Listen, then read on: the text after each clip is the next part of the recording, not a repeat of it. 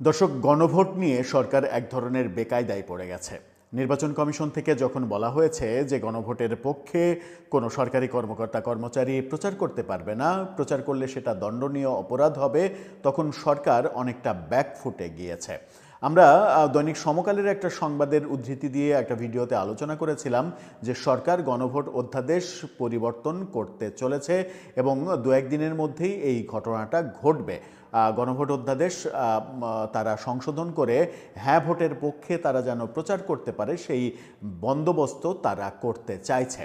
কিন্তু প্রশ্ন উঠেছে আজকে বিবিসি বাংলা এবং বাংলাদেশের গণমাধ্যম বণিক বার্তা তারা একটা প্রশ্ন তুলেছে। সেই প্রশ্নটা হচ্ছে, গণভোটই কি আসল? গণভোটের মাধ্যমেই কি সব কিছু হয়ে যাবে, নাকি আসল জায়গাটা সংসদ? গণভোট হলেই সেই গণভোটের রেজাল্ট কি অটোমেটিকলি সংসদে বাস্তবায়িত হয়ে যাবে, নাকি যে কোনো কিছু এমনকি আদালতের নির্দেশও, সংবিধান প্রসঙ্গে আদালতের কোনো নির্দেশনা, সেই নির্দেশনাও সংসদে পাশ হতে হয়? অর্থাৎ সংসদ ছাড়া কোনো কিছুই আদতে আইন নয়। ব্যাপারটা কি তাই, নাকি এই যে সরকার গণভোটের ব্যবস্থা করেছে সেই গণভোটে হাঁ জয়যুক্ত হয়ে গেলে জুলাই সনদ বাস্তবায়ন হয়ে যাবে, তাদের সংবিধান পরিবর্তন হয়ে যাবে, সব কিছু তাদের ইচ্ছা মতোই হয়ে যাবে? চলুন একটু জেনে দেখি যে গণভোট যেটা হচ্ছে সেই গণভোটই সব, নাকি সংসদই সব। আবার গণভোট যেটা হচ্ছে সেটা আদৌ সংবিধানে আছে কি নেই, কোন তথ্যের ভিত্তিতে কিংবা কোন আইনের ভিত্তিতে সরকার গণভোট করতে যাচ্ছে, শুধুমাত্র একটা অধ্যাদেশের ভিত্তিতে নাকি আইনের ভিত্তিতে, সেই আলোচনা করে ছোট্ট করে বোঝার চেষ্টা করব যে কোনটা বেশি গুরুত্বপূর্ণ কিংবা কোনটার ক্ষমতা সবচেয়ে বেশি, গণভোট নাকি সংসদ। থাকবেন পলিটিক্স টিভির। দর্শক, বলছিলাম গণভোট নাকি সংসদ, কোনটা সব থেকে বেশি ক্ষমতাবান, কোনটার ক্ষমতা বেশি। চলুন একটু বিবিসি এবং বণিক বার্তার বিশ্লেষণ দেখে আমরা আলোচনা করতে আমাদের সুবিধা হবে যে কোনটা আসলে ক্ষমতাবান। বিবিসি বাংলা বণিক বার্তাকে উদ্ধৃত করে যে শিরোনামটা করেছে, বিবিসি শিরোনামটা দেখে নিন। গণভোটের রায় যাই হোক, সংসদেরই সর্বোচ্চ কর্তৃত্ব থাকবে। অর্থাৎ গণভোটের রায়টা কোনো ব্যাপার না, আলটিমেটলি আপনাকে নির্ভর করতে হবে সংসদের ওপরে। সংসদে পাশ না হওয়া পর্যন্ত কোনো কিছুই আইন নয়, এমনকি আদালতের নির্দেশও আইন নয়। আদালতে সংবিধানের কোনো অধ্যাদেশ যদি বাতিল করে কিংবা সংশোধন করার রায় আসে, সেটাও আপনাকে সংসদে পাশ করে নিতে হবে, তবেই সেটা গ্রহণযোগ্য হবে। কি বলছে খবরে? বলা হচ্ছে যে সংবিধানের পঞ্চদশ সংশোধনীর মাধ্যমে 2011 সালে গণভোটের বিধান বাতিল করা হয়। অর্থাৎ গণভোটের যে আগের বিধান ছিল 2011 সালে পঞ্চদশ সংশোধনীতে সেটা বাতিল করা হয়েছে। তার মানে এখন আর সংবিধানে গণভোট প্রসঙ্গ নেই। তার মানে এই যে গণভোট হচ্ছে সেটা সংবিধানের বাইরে, সংবিধান বহির্ভূত কর্মকাণ্ড হচ্ছে এবং সরকার নিজের ইচ্ছায় একটা অধ্যাদেশ জারি করে এটা করতে যাচ্ছে। 2024 সালের 17ই ডিসেম্বর, অর্থাৎ শেখ হাসিনা সরকার পতনের পরে 17ই ডিসেম্বর আদালত ওই ধারা, যে পঞ্চদশ সংশোধনীর যে রায়, সেই ধারা বাতিল ঘোষণা করে গণভোটের বিধান ফিরিয়ে আনার রায় দিয়েছেন। কিন্তু এই রায়ের ফলে গণভোটের বিধান স্বয়ংক্রিয়ভাবে কার্যকর হবে কিনা তা নিয়ে আইনগত প্রশ্ন তৈরি হয়েছে। আদালত রায় দিয়েছেন, তার মানে তো আলটিমেটলি গণভোট সংবিধানে সংযোজিত হওয়ার কথা। তবুও তাহলে কেন কথা হচ্ছে যে গণভোটের বিধান সংবিধানে নেই? কেন কথা হচ্ছে সেই ব্যাপারে আসি। চলুন। জেনারেল ক্লজ অ্যাক্ট 1897-এর 6 ধারা অনুযায়ী কোনো বাতিল হওয়া আইন পুনরায় কার্যকর করতে হলে তা সংসদে পাশ করানো প্রয়োজন। অর্থাৎ আদালতে কোনো বাতিল হওয়া আইন যদি কার্যকর করতে হয় সেটাও সংসদে পাশ করতে হবে, তার আগে পর্যন্ত সেটা বাতিল বলে গণ্য হবে না। অন্তর্বর্তী সরকারের অধীনে গঠিত নির্বাচন ব্যবস্থা সংস্কার কমিশনের প্রতিবেদনে এই বিষয়টি স্পষ্টভাবে উল্লেখ করা হয়েছে। সেখানে গণভোটের বিধান সংসদে উপস্থাপন করে পাশ করানোর সুপারিশও করা হয়েছে। অর্থাৎ সরকারও জানে যে এটা সংসদে পাশ করা ছাড়া বৈধ হবে না। আইনজ্ঞ এবং সংবিধান বিশেষজ্ঞরা মনে করেন আদালত কোনো আইন বাতিল বা অবৈধ ঘোষণা করতে পারেন, তবে নতুন করে তা কার্যকর করতে হলে সংসদের অনুমোদন প্রয়োজন। অর্থাৎ সংসদের অনুমোদন ছাড়া আদালতের রায়ও কার্যকর হবে না।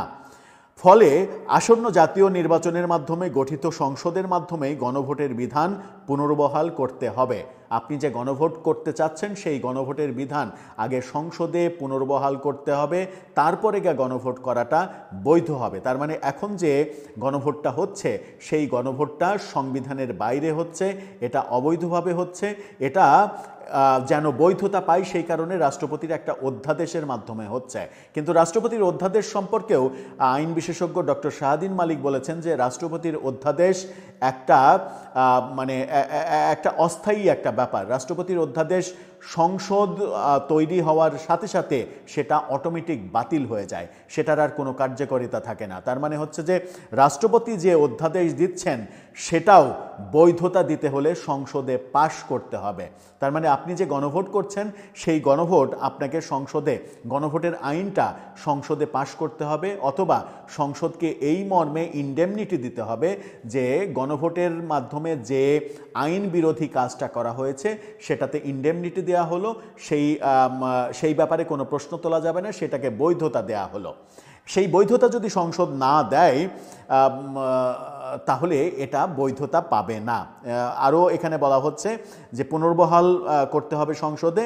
এ কারণে তারা মনে করেন যে এ বিষয়ে চূড়ান্ত কর্তৃত্ব নির্বাচিত জাতীয় সংসদের হাতেই থাকবে, অর্থাৎ চূড়ান্ত যে কর্তৃত্ব সেটা সংসদের হাতেই থাকবে।